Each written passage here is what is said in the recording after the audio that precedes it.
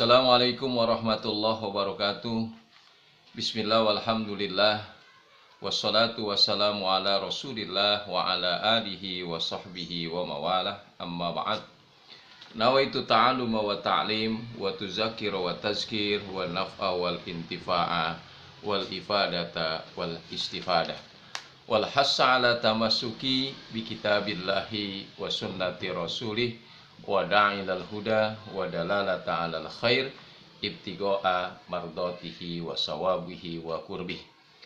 Apa kabar anak-anakku sekalian, siswa dan siswi MTS Nurul Falah di kelas 8 yang saya cintai?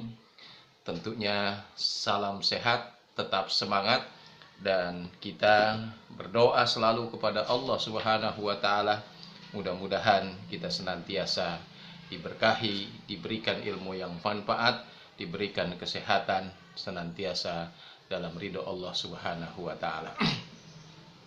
Anak-anakku sekalian, siswa dan siswi MTS Nurul Falah, kita lanjutkan pembahasan kita di fikih di kelas 8 di semester pertama.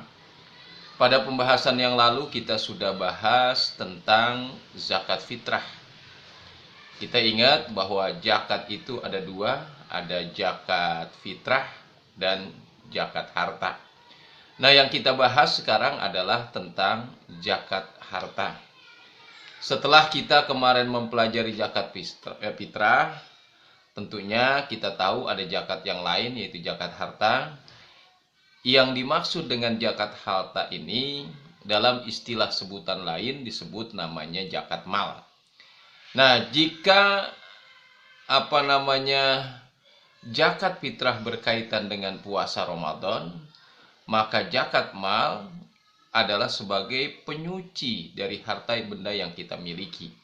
Jadi kalau harta adalah zakat fitrah adalah penyempurna dari puasa Ramadan, sehingga seorang hamba puasanya, kata Rasulullah Shallallahu Alaihi Wasallam, ada hadis Nabi, hadis kursi mengatakan puasa seorang hamba itu mu'allakun bainas samawati wal ard, tergantung antara langit dan bumi, hatta tu'tiya zakat al-fitrah, sampai seorang hamba itu menunaikan zakat fitrah. Jadi zakat fitrah itu punya fungsi adalah untuk menyempurnakan daripada puasa kita.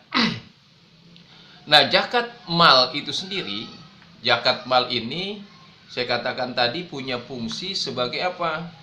Sebagai penyuci dari harta benda yang kita miliki, ya. Jadi kalau kita memiliki harta benda, uang, tanah, bangunan, pokoknya bentuk harta benda, harta mewah, maka harus disucikan dengan zakat mal. Itu dalam syariat Islam. Allah menyatakan bahwa sebagian dari harta yang kita miliki itu ada hak orang lain. Nah, kemudian lantas apa dan bagaimana ketentuan zakat mal ini? Dan itulah yang akan kita pelajari bersama pada kesempatan ini. Nah, sekarang yang kita bahas adalah pengertian daripada zakat mal itu sendiri. Saya katakan tadi zakat mal itu bisa disebut zakat harta, ya, bahasa fikihnya zakat harta yaitu zakat mal. Ini adalah kegiatan untuk mengeluarkan sebagian harta kekayaan. Jadi tidak semua, mengeluarkan sebagian harta kekayaan berupa apa? Bisa jadi kekayaannya berupa binatang ternak, hasil tanaman, atau emas perak perhiasan. Kemudian bisa jadi harta perdagangan atau kekayaan-kekayaan lain. Kemudian diberikan kepada mereka yang berhak menerimanya. Dalam ini sebutannya adalah mustahik, orang yang berhak menerima zakat. Nah, kemudian hukum zakat mal itu atau zakat harta itu apa? Mengeluarkan zakat mal itu hukumnya adalah wajib. Jadi hukumnya adalah wajib, saya ulangi lagi. Mengeluarkan zakat mal itu hukumnya wajib bagi seseorang, tidak semuanya, ada batasannya, bagi seseorang yang sudah memenuhi syarat. Jadi ada orang yang punya harta tapi belum memenuhi syarat. Apa syaratnya? Dua, nisab, haul. Nisab itu ada batas minimal seseorang harus mengeluarkan zakat, zakat minimal harta yang dimilikinya sehingga dia wajib mengeluarkan zakat. Kalau haul itu batas kepemilikan harta yang dimiliki selama 1 tahun, maka dia wajib mengeluarkan zakat. Nah, itu namanya syarat ketentuan seseorang mengeluarkan zakat. Dua hal, satu nisab, kedua haul. Kemudian syarat wajib zakat harta, apakah syarat-syarat yang harus orang yang wajib mengeluarkan zakat harta? Pertama, Islam, pasti sudah Islam. Kalau orang Islam, kalau non Muslim tidak terkena syariat ini. Ya, Islam syaratnya. Kemudian yang kedua sudah balik, ketika berakal sehat, tidak gila. Kemudian merdeka, tidak dalam kekuasaan orang lain atau tidak dalam budak belian zaman dahulu kala. Kemudian hartanya milik sendiri, tidak status dalam gadaian orang lain. Kemudian saya katakan tadi sudah sampai 1 nisab sesuai dengan harta yang dijakati. Kemudian yang ketiga haul, mencukupi 1 tahun dari hasil kepemilikan, kecuali zakat hasil pertanian dan barang temuan. Kalau pertanian itu setiap kali panen. Kalau harta temuan ketika seseorang menemukan harta temuan itu sendiri. Nah, macam-macam harta yang wajib dizakati ini minimal ada 5 macam dalam pembahasan ini dari zakat mal yang harus seseorang harus zakati. Pertama, zakat emas, perak, dan mata uang, ya, atau disebut namanya zakat nukud. Kedua, zakat perdagangan atau perniagaan, disebut istilahnya zakat tijarah. Kemudian yang ketiga yaitu hasil pertanian, itu disebut dengan istilah zakat jiroah. Kemudian yang ketiga hasil peternakan, itu disebut zakat al-an'am. Dan yang kelima hasil harta temuan, itu dinamakan istilahnya rikos. Nah, 5 harta benda itulah yang termasuk kategori seseorang diwajibkan mengeluarkan zakat, ditambah lagi nanti 6 ada yang disebut dengan istilah zakat profesi. Nah, kalau zakat nukud atau zakat emas, perak, mata uang lainnya, itu emas dan perak dizakati apabila seseorang sudah sampai nisab. Jadi emasnya sudah sampai nisab. Minimal berapa? Kalau emas, seseorang kalau sudah punya 93,6 gram, maka dia wajib mengeluarkan zakat 2,5%, ya gitu. Kalau dia punya emas perak, minimal dia punya emas 672 gram, maka zakatnya adalah 2,5% atau 1/40. Nisab uang, kalau kita punya uang, mata uang dolar Singapura, kemudian yen, rial, dikumpulkan di di rekening-rekening bank kita, kan sekarang ada perdagangan mata uang, dalam istilah disebut namanya palas.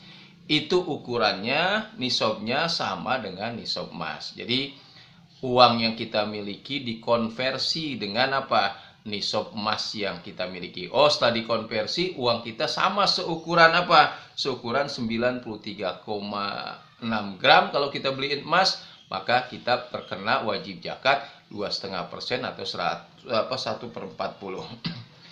Kemudian menurut Imam Salasah, imam yang 3, itu ada yang mengatakan minimal 77,59 gram.